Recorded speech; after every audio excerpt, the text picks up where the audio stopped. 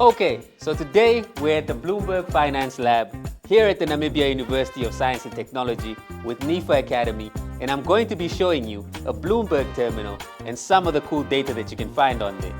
Let's do it. So the first time I used the Bloomberg terminal, I was in my final year of university. I needed to do some financial research, and that's sort of how I found out that Bloomberg terminals exist and what type of information you can find on them. Now, outside of universities, Bloomberg terminals are extremely expensive. So that's the reason I'm doing this video series, is to expose Namibians who may have an interest in finance and business about what Bloomberg terminals are and how they're used in industry.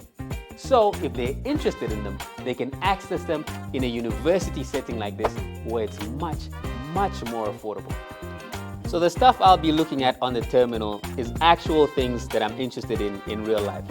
So if you're in financial services and what you do on the terminal on a day-to-day basis isn't represented in these videos, then I apologize in advance.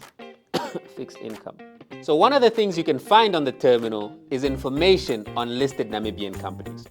Right now, in my personal capacity, I'm looking at the 3 biggest listed banks in Namibia, being First Rand, Capricorn, and Standard Bank. So I've been an entrepreneur in Namibia for the last 5 years, and I understand how difficult it is to raise capital in this country. So the reason I'm looking at the banks is to try to understand how well positioned they may be to fund entrepreneurs and to fund the future growth of this country going forward. So I'm looking at all these banks over a 5-year period. Now, if I didn't have access to the terminal, I'd have to go to the individual websites of all these banks and look at every integrated report for every year that I'm interested in. But because I have access to the terminal, all that information is readily available in one place. So I can do all my analysis, look at balance sheets, income statements, cash flows. Even if I was interested in doing evaluation of each of these banks, all that information is readily available, and I can extract it directly to Microsoft Excel and further my analysis, which makes things so much easier for me. I'll be honest, using the Bloomberg terminal can feel a little intimidating, especially if you're a first-time user.